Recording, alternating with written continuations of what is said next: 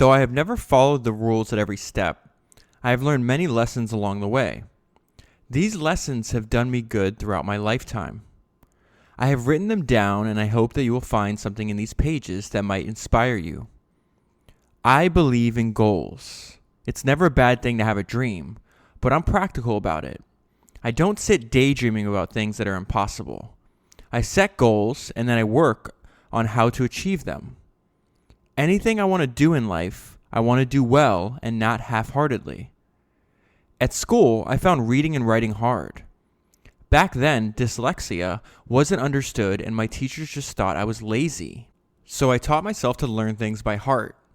Now I have a very good memory, and it has become one of my best tools in business. When I was starting out in life, things were more certain than they are these days. You had a career lined up, often the same one that your father followed. Most mothers stayed at home.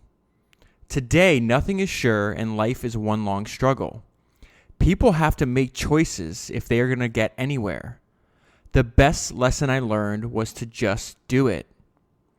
It doesn't matter what it is or how hard it might seem. As the ancient Greek Plato said, the beginning is the most important part of any work. A journey of 1,000 miles starts with that first step. If you look ahead to the end and all the weary miles between, with all the dangers you might face, you might never take that first step. And whatever it is you want to achieve in life, if you don't make the effort, you won't reach your goal. So take that first step.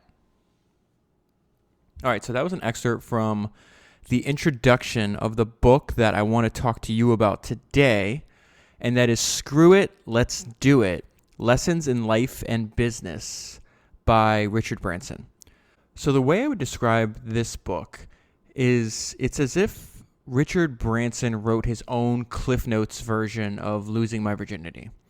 So the way this book differs from the other two is Losing My Virginity and Finding My Virginity are really long books. It's about 400 pages. I would estimate probably a 10-hour read each. This book is really short. You could probably read it in 2 hours, maybe in one sitting, maybe two sittings. So with that in mind, let's just go ahead and jump in and go through some of the notes and the highlights that I just found really interesting. It's actually a refreshing way to write a book because there's really very little fluff. So you're going to see that as we carry on. All right, so I want to start out in the first chapter. The book is separated into 9 different chapters just with different advice, like life lessons that you're supposed to apply not only in your life but also in business. So the first one is what he was just talking about in the introduction, that he felt the best lesson he ever learned was just to get on with it, just to do it. So let's go to the book. I find more reasons to do things than to not do them. My motto really is, screw it, let's do it. I will never say I can't do this because I don't know how to. I'll give it a go. And I won't let silly rules stop me. I will find a legal way around them. I tell my staff, if you want to do it, just do it. That way we all benefit. The staff's work and ideas are valued, and Virgin gains from their input and drive. Let me just interject here real quick. This whole idea, he is. It's funny because he's known as like the face of this huge company, this huge brand, and you know he was not shy about gaining publicity for his companies by stunts that he did, you know, basically drawing attention to himself. But I have to say, like, when you're reading what he writes, and obviously not knowing him personally, he just doesn't seem to have that big of an ego. And he's constantly taking ideas. He doesn't really care where the ideas come from. If you listen to the last 2 podcasts, you realize that the structure of Virgin's kind of unique. In the sense that it's just not one. A lot of the founders that we've covered, you know, they're kind of like benevolent dictators, if you will. He seems to be much more egalitarian. So this whole idea about empowering the people that works for him and just letting them figure out what the best path was, it's repeated over and over again throughout all these books, and we see it again here right at the beginning of this one. So he says, I don't believe that the little word can't should stop you. If you don't have the right experience to reach your goal, look for another way in. If you want to fly, get down to the airfield at the age of 16 and make the tee. Keep your eyes open, look and learn. You don't have to go to art school to be a fashion designer. Join a fashion company and push a broom. Work your way up. Now he's going to give some examples of how he applied this in his early life. Some of this will be familiar. Like I said, he's covering a lot of, he's telling similar stories, but in like a shorter, condensed way. So it says, I started Student Magazine when I was 15 years old and still at school. Some people said I couldn't do it. They said I was too young and had no experience. But I wanted to prove them wrong, and I believed it could be done. I did my sums with care. I worked out how much the paper and print bill would be. Then I worked out the income from sales and selling advertising space. My school friend Johnny and I spent almost 2 years writing hundreds of letters trying to sell space. I also tried to get interviews with famous people. Writing those letters and waiting for the replies was more fun than Latin lessons. It gave me a huge buzz when we got our first check for advertising space. It was £250, a huge amount. My belief had paid off. I wasn't very good at passing exams at school. I knew I would do better on my own in the world. My parents let me make that choice. They were behind me whatever I did. So I left school when I was 16 to work full-time on Student. Johnny and I camped out in the basement of his parents' London house. It was great to be young and free in London. We drank beer, had girlfriends, and listened to loud music. We were like students who didn't have to study, but we worked just as hard though. Each time a chance came, we grabbed it. We branched out by being the first people to sell cut-price records by mail order. The first advertisement went in the last edition of Student.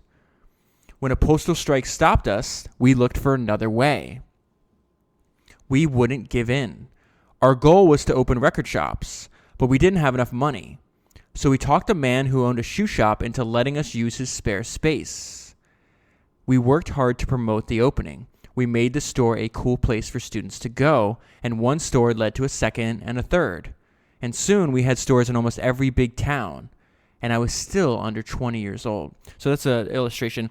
That's kind of the format of the book, where he's going to introduce a lesson and then he'll flash back into some previous experience he had where he was actually applying the lesson. So when he's telling you, hey, if you want to learn how to fly, go down the airfield and push and start making tea, or just basically looking for, like, he calls them lateral moves, any way into getting to your goal that doesn't include like the basic path that's laid out in front of you. You know, if you can't afford or you don't have the time, you want to be a fashion designer, you can't go to art school, well then, like you said, join a fashion company and start at the very bottom and try to work your way up from there.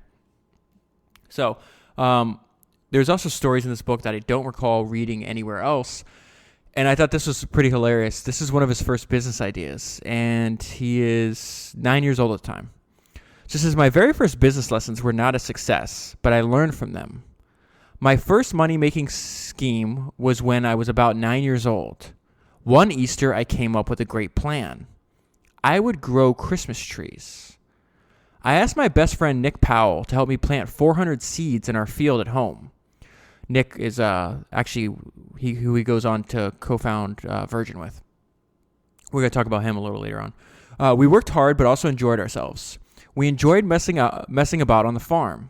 All we had to do was wait for the seeds to turn into Christmas trees. It would take 18 months.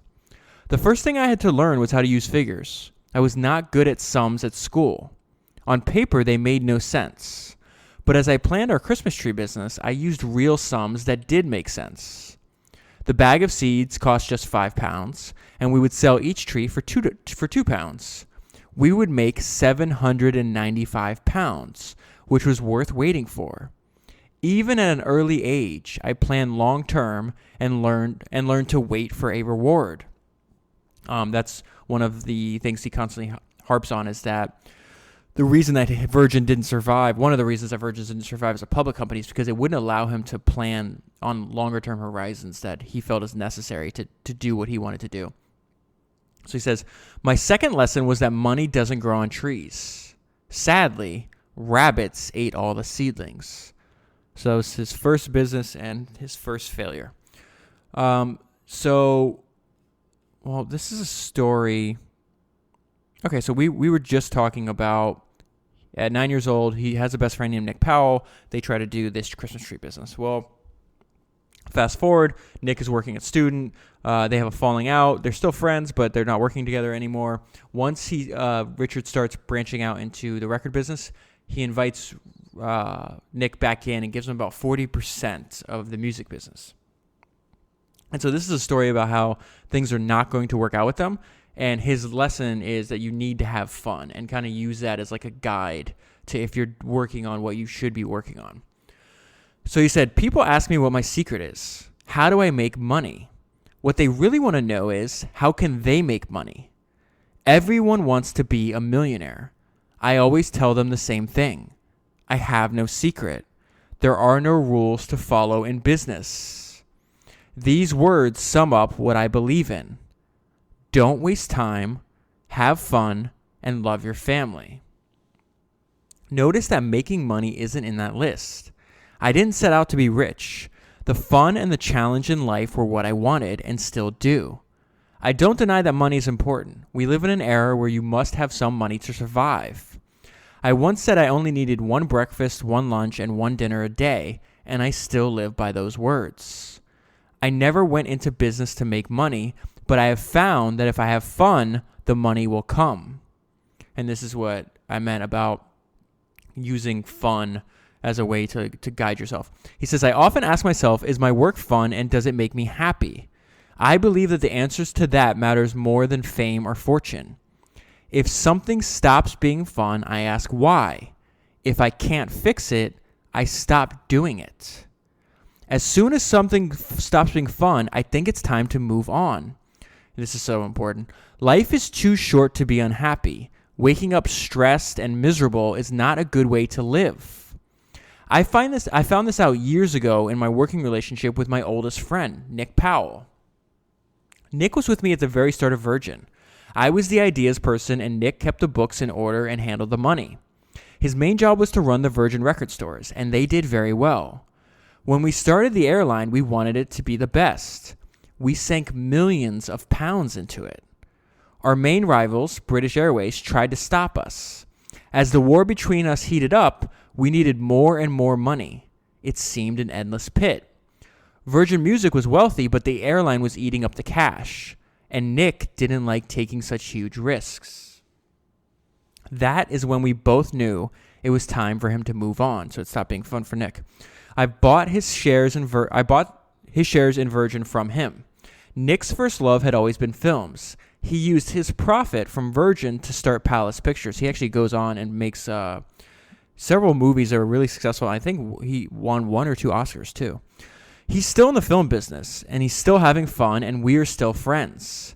After a struggle, the airline finally went into profit.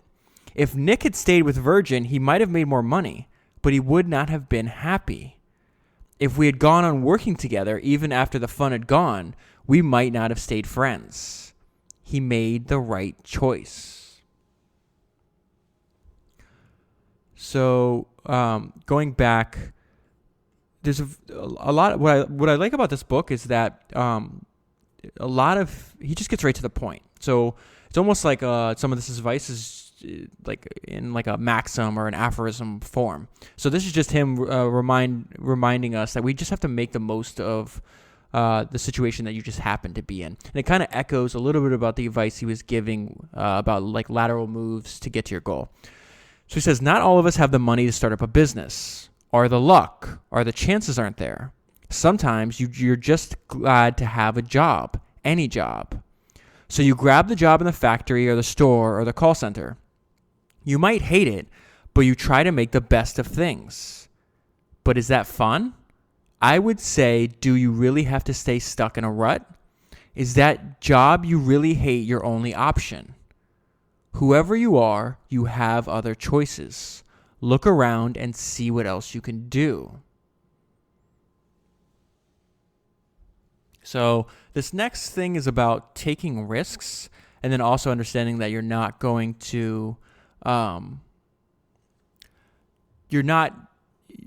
there's no such, as he said in his other books, like there's no such thing as like a perfectly successful life. And if you think you had a perfectly successful life, you're most likely lying. But the note I left myself, I don't remember. I think it was Elon Musk who said this, but he talked about, it might have been I might have read it in Tim Urban's 4-part series on Elon Musk on his Wait But Why blog, where he talks about people don't calculate risk correctly. And he feels Elon has a hyper-rational approach to business.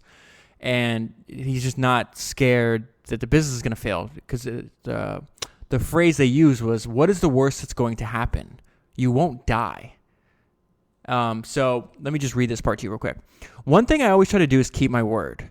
I set my goals and stick to them. Success is more than luck. You have to believe in yourself and make it happen. That way others believe in you as well. Sometimes I get business offers that I turn down. I had the chance to invest in Ryanair, a good, no-frills airline. I turned it down. Ryanair is still going strong. I also turned down the chance to invest in Trivial Pursuit and a wind-up radio. All of these were good ideas. Some you win and some you lose. Be glad when you win, but don't have regrets when you lose. Never look back. You can't change the past. So this whole never look back, he's going to repeat that over and over again, not just in this book, but in another book, the other 2 books as well. And part of the reason that might have influenced him was, or at least one of the stories he talks about not looking back, is when he went to jail and he had, he went to jail for dodging taxes on record sales when he was, I think, like 18 or 19, really young. And they put the bond at something like 30,000 pounds, which he didn't have. So his mom wound up putting her house up as collateral so he could get bonded out. And instead of like attacking her son, or she had a very, I would say, counterintuitive response. And that was, look, Ricky, you made a mistake. Don't cry over spilled milk. You can't change the past. Just make it right in the future. And he wound up making it right in the future by paying back, I think he saved like 15,000 pounds in taxes. So the fine was 45,000 pounds, if I'm remembering correctly, and he needed to pay it over the next 3 years. And he wound up doing that. But for whatever reason, he does repeat this a lot. He's seems to be very adamant about not looking back and not like just harboring regret. So she said, try to learn from it. We can't all run big airlines or trains. Many people have more modest goals. But whatever your dream is, go for it. Always beware if the risks are too random or too hard to predict. So that's him again saying protect your downside, which we talked about a lot. But remember, and this is what I mean about what's the worst that's going to happen. Like if you want to start a business, like you're not going to die. Yeah, you might fail. You might have to go get a job. But this is him kind of echoing that sentiment. But remember, if you opt for a safe life, you will never know what it's like to win. Okay, so this is going to be actually one of the longer stories that's in the book. And if you want to learn more, this is about, so he's giving us his opinion on a life lesson for not only your life, but your business. This is you need to challenge yourself. And so this is a story about one of the biggest challenges of his life.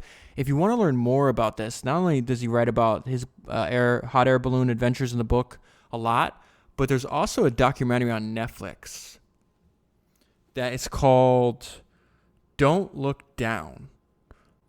And it is the story of him setting world records, traveling over different oceans and around the world on a hot air balloon. So this is one of those stories here. So as I grew older, I faced bigger challenges. I seemed to run on high energy. I wanted adventure. Danger tempted me. I had already set a record for being the first to cross the Atlantic in a balloon with Per. I think, actually, I might be pronouncing this wrong. It's P-E-R, so Per, rather. That's the guy who approached Richard originally with the idea of crossing the Atlantic in a hot air balloon. So now they're doing, well, let me just read it to you. Next, we decided to cross the Pacific Ocean from Japan to the USA. It was a far more dangerous venture, across 8,000 miles of open sea. No one had ever done it before, and I knew how risky it was because our rival had just died in an attempt. His balloon had torn and he landed in the freezing sea. It was so stormy that he couldn't be rescued in time, and he died from the cold. Joan, that's his wife, didn't want me to go on this trip, and I must admit I was nervous. But I had promised to go, and we were ready for the attempt. I couldn't withdraw, so I resigned myself to fate. My head said stop, but my heart said go. Whatever the danger, I wouldn't give in, and I think Joan understood. Our plan was to cross the ocean on one of the jet streams that circle the Earth between 20,000 and 40,000 feet up. They travel as fast as a river in full flood. Below that, the winds are slower. Our problem was the height of our giant balloon from the top to the bottom of the capsule below was over 300 feet. As we broke through the jet stream, the top half of the balloon and the bottom would be traveling at different speeds, and anything could happen. That sounds terrifying. So they're on the trip. I'm skipping ahead, getting to this part about the jet stream. It says, as we rose, the top of the balloon hit the bottom of the jet stream. It was like hitting a glass ceiling. We burned more fuel trying to rise, but the winds were so strong they kept pushing us down. We burned even more fuel, and at last broke through. The top of the balloon was caught by the fast current and took off like a rocket. It was flying along at a crazy angle at 115 miles an hour. That's bananas. The capsule with us inside was still going at 25 miles an hour. So that's quite a difference that he was describing before when you're in and out of the jet stream. So if you're in, you're going 115 miles an hour, and it actually goes faster. I think the fastest they went on this trip was like 220 miles an hour in a balloon, which is kind of crazy. All right, so the capsules, they're inside the capsule, hanging below the balloon. It's only going 25 miles an hour. And this is what it's like, how he describes it. It felt like 1,000 horses were dragging us apart. We feared the balloon would be torn in two, and the heavy capsule would hurtle thousands of feet down to the sea. But at the last moment, the capsule shot through the glass ceiling, and the balloon righted itself.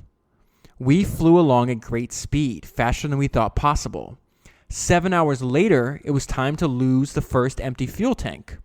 It seemed safer to drop down out of the jet stream to do this. And this is pretty crazy. Look how heavy these fuel tanks are. So it says, we cut off the burners and went down into the slower zone. At once, the capsule acted like a brake, but the balloon still hurtled along. We could see the angry gray sea 25,000 feet below us. Purr pressed the button to release the empty fuel tank, and at once the capsule lurched sideways. The floor tilted, and I fell against Purr. To our horror, we found that two full tanks, as well as the empty one, had fallen off on one side. They weighed a ton each, so they just dropped, about 6,000 pounds? Not only were we lopsided off balance, but now we didn't have enough fuel to control our height and find the right wind pattern, so we couldn't reach the USA. 3 tons lighter, the balloon soared upwards. We hit the jet stream so fast, we shot through the glass ceiling like a bullet and kept on rising. So it's saying they let some air out of the balloon, but we still flew up. And this is a crazy part. What happens to the human body at 43,000 feet? So it said, we've been warned that the glass dome of our capsule would explode at 43,000 feet, and our lungs and eyeballs would be sucked out of our bodies. At 41,000 feet, we entered the unknown. So now they're at 41,000, then they go up to 42,500 feet. We had no idea what might happen. We were higher not only than any balloon had been, but than any aircraft had ever flown except the Concorde. At last, we stopped rising. The balloon cooled and we started to fall fast. We would have to last another 30 hours on almost no fuel. In order to reach land, we had to fly faster than any balloon had ever flown before. That meant staying right in the center of the jet stream, a space just 100 yards wide. It seemed impossible. The final straw was when we lost radio contact. We had been going for hours, and Purr was worn out. He laid down and fell into an instant, deep sleep. I was on my own. Okay. So this is what happens when Purr's sleeping. Richard's the only one. He says, I was so bone weary I felt spaced out. When I saw strange flickering lights in the glass dome, I thought they were spirits. I watched them as if in a dream until I realized that burning lumps of gas were falling all around. It was minus 70 degrees outside. If a fireball hit the glass dome, it would explode. "Purr," I yelled. "Wake up, we're on fire." Purr woke up fast. He knew at once what to do. "Take her up to 40,000 feet where there's no oxygen," he said, "and the fire will go out." At just under 43,000 feet, the flames died and we started down again. But we had wasted precious fuel. So the radio, they were without radio contact for their ground crew while all this was going on.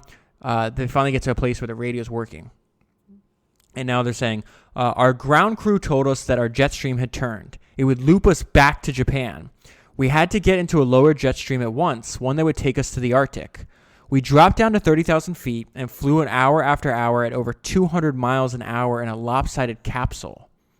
We finally landed in a blizzard on a frozen lake in the far north of Canada in a wild area 200 times the size of Britain. We were so far off the beaten track it took 8 hours to be rescued.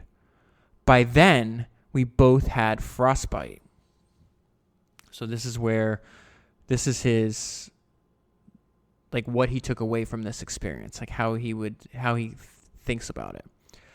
I think the writer and mountain climber James Ullman summed it all up when he said something like, "Challenge is the core and mainspring of all human action.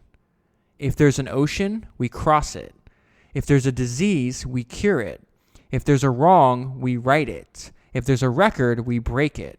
And if there's a mountain, we climb it." I totally agree and believe we should all continue to challenge ourselves. That's funny that he put it at the end of that story, because I'm hearing that story and I'm like, I don't want to challenge myself. I don't want to be in a balloon 43,000 feet in the air. But I do love that quote. I've never heard that quote before. I think it's beautiful. All right. So his mom had a really close relationship with he still does. I think his mom might still be alive. His dad passed away, but he had a very close relationship with both his parents. But he learned a lot from his mom, and there's some crazy stories about what she did when she was raising him. So I'm going to run over a couple of these right now. So this is we're in the chapter that the lesson he wants us to learn is that we need to stand on our own feet. So here's some more lessons from his early childhood. If you want milk, don't sit on a stool in the middle of a field in the hope that the cow will back up to you. This old saying could have been one of my mother's quotes. She would have added, "Go on, Ricky, don't just sit around, catch the cow." An old recipe for rabbit pie said, "First, catch the rabbit." Note that it didn't say, "First, buy the rabbit," or "sit on your bottom until someone gives it to you." Lessons like this, taught to me by my mom from when I was a toddler, are what have made me stand on my own 2 feet. I was trained to think for myself and get things done. It's definitely a description of his mom. And so here's a rather extreme example. When I was 4 years old, Mom stopped the car a few miles from our house and told me to find my own way home across the fields. She made it a game, one I was happy to play. It was an early challenge. As I grew older, these lessons grew harder. His mom was hardcore. Early one winter morning, Mom shook me awake and told me to get dressed. It was dark and cold, but I crawled out of bed. I was given a packed lunch and an apple. "I'm sure you will find some water along the way," Mom said, as she waved me off on a 50-mile bike ride to the south coast. It was still dark when I set off on my own. I spent the night with a relative and returned home the next day. This is the funny part, because he's like, "Look, I completed this challenge." You expect some kind of adulation. He says, "When I walked into the kitchen at home, I felt very proud. I was sure I would be greeted by cheers. Instead, Mom said, 'Well done, Ricky. Was that fun? Now run along. The Vicar wants you to chop some logs for him.'" So I don't know if you're familiar with that word. I had to look it up. The Vicar is like a church member, like a clergy member. And I love the idea that his mom's like, "Okay, that's good. You did a good job. Now keep going." So his takeaway from this is, my parents wanted us to be strong and rely on ourselves. And then a few pages later, there's some more. This is Richard learning from his entrepreneurial mother. When I was born, Dad was just starting out in law and money was tight. Mom didn't moan. This whole thing about not complaining. His family he has a bunch of stories that they share that, like, they try to impart that wisdom on him. And in turn, it's something he talks about all the time. He's like, just figure another way out. She had two aims. One was to find useful tasks for me and my sisters. Being idle was frowned on. The other was to find ways to make money. At home, we talked business at dinner. I know some parents keep their work away from their kids. They won't share their problems. But I believe their children never really learn the value of money. Sometimes when they get into the real world, they can't cope. We knew what the real world was about. My sister Lindy and I helped Mom with her projects. It was fun. It made a great sense of teamwork within our family. And so this is just some of the different little businesses that his mom got involved in. It says, Mom made little wooden tissue boxes and waste paper bins. Her workshop was the garden shed, and it was our job to help her. We painted them and stacked them up. Harrods? It's that famous store in England. I think it's called Harrods. Harrods ordered them, and sales boomed. She also took in French and German students as paying guests. Hard work and fun were family traits. So in the very same chapter, so it's still following it. It's like, I'm going to introduce you to the idea. I'm going to flash back into where I got the idea from, and now he's going to talk about how he applied these lessons later in life. And it's about standing on your own 2 feet and listening to yourself. Actually, about how he didn't listen to himself first, then finally listened to himself and reversed course and fixed it. And this has the issue of his thoughts on public companies again. So he says, I went from small cottage industries to setting up Virgin worldwide.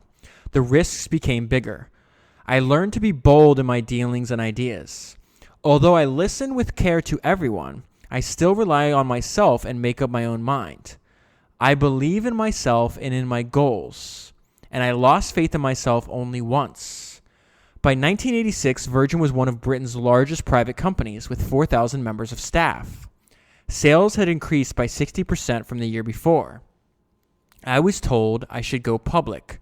I should sell shares in my business. 2 of my partners were not keen because they knew me well. They said I would hate losing control, but the bankers said it was a good idea. It would give me more capital to work with. And other big private companies like the Body Shop and Sock Shop had gone public. They were doing well. Pushed hard by the bankers, I made up my mind and launched Virgin on the stock exchange. Around 70,000 people applied for shares by post. Those who had left it too late lined up in the city to buy shares in person. I will never forget walking up that long line of people to thank them for their faith in us. I paused there because I was just thinking about how strange the world he lived in was. Like, we can buy a share on our phone right now, and these people have to send in the post. I assume that's the mail, right? And then if not, you have to wait in line to buy shares in a company. That's just crazy to me. All right. So I was very moved when they said things like, we're not going on holiday this year. We're putting our savings in Virgin, and we're banking on you, Richard. It wasn't long, though, before I came to hate the ways of the city. They weren't for me. So the city is like their version of Wall Street. Instead of a casual meeting with my business partners on my houseboat to discuss what bands to sign, I had to ask a board of directors. Many of them had no idea at all what the music business was about. They didn't see how a hit record could make millions of dollars overnight. Or millions of pounds, rather. Instead of being able to sign someone who was hot before our rivals did, I had to wait 4 weeks for a board meeting. By then, it was too late. Or they'd say things like, sign the Rolling Stones. My wife doesn't like them. Janet Jackson, who's she? I have always made fast decisions and acted on my instinct. Then I was stifled. Most of all, I no longer felt that I was standing on my own feet. We doubled our profits, but Virgin shares started to slip. And for the first time in my life, I was depressed. Then there was a huge stock market crash. Shares dropped fast. It wasn't my fault, but I felt that I was letting down all the people who had bought Virgin shares. Many were friends and family as well as our staff. But many, like the couple who had given me their life savings, I made up my mind. I would buy all the shares back at the price everyone had paid for them. I didn't have to pay that much, but I didn't want to let people down. I personally raised 182 million pounds needed, but it was worth it to keep my good name and my freedom. The day that Virgin became a private company again was like landing safely after a record attempt in a powerboat or a balloon. I felt nothing but relief. Once again, I was the captain of my ship and master of my faith. I love this quote. I believe in myself.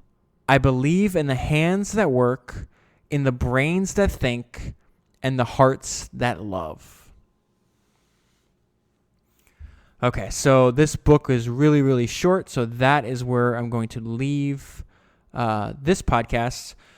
If you want to support the podcast, and the best way to do that is to sign up and become a member. Members will, if you sign up today, you'll automatically unlock, I think, 12 members-only podcasts that I've done so far, plus you'll get a new one every week. And this week's members-only podcast is some other advice from Richard Branson. We're going to talk about living in the moment, his affinity for catnaps, how he learned how to deal with regrets from Salvador Dali, talking about how, not to look back, but not to look too far ahead either, what he believes in the most, time management tip that he learned from the founder of IKEA, assessing where you are in life and making sure that you're dropping and changing the things that you want to change, more advice on how to set hard challenges for yourself, on learning on how Richard learned how to love to read after being dyslexic, and his affinity and his evangelism, I would say, for developing the habit of taking notes constantly. So if you want to hear that and you also want to support the podcast and do it for selfish reasons too, which is to get extra podcasts from me, please go to founderspodcast.com/support and you can sign up. It takes less than a minute. It's really, really quick. And there's also a link in the show notes below. If you want to get the full story, you want to read this book or any of the other almost 50-ish biographies that have been covered on this podcast so far, go to founderspodcast.com/books. If you click on any of the links to the books there and make a purchase, Amazon will send me a small percentage of the sale at no additional cost to you. And finally, just like Richard Branson loves to take notes, so do I. So when I listen to podcasts, I have for a long time, like I've talked about multiple times, that if you want my podcast notes and the notes that I take when I listen to other founders speak, it's called foundersnotes.co. You go there, you put in your email address, you'll immediately get an email back from me that shows the latest free version of Founders Notes. You'll get a new email of my podcast notes every Sunday. And if you like what you see, you can upgrade to become a paid member. You'll have access to all the notes that I make. And usually on a monthly basis, you'll hear from, if you're a paid member, about 20 plus founders every month. Plus you have access to all the archives for all the notes that I've done so far. And that, I think, is up to like 70 different founders talking about what they learned building their businesses, their philosophies on business, how they got the idea, how they got their first customers. It's really... somebody emailed me and they gave me such a great compliment. They used the word, let me grab it to make sure I got the word correctly. And they talked about how succinct, they used the word taut, T-A-U-T. And I knew that I thought that word meant like concise and to the point. And so I looked it up, and it's the definition is stretched or pulled tight, no slack. And to me, that was a huge compliment, because I try to take all the fluff. So we take about 5 to 7, like last week, I think it was like 5 hours of audio into an email with the best ideas you can read in 10 minutes.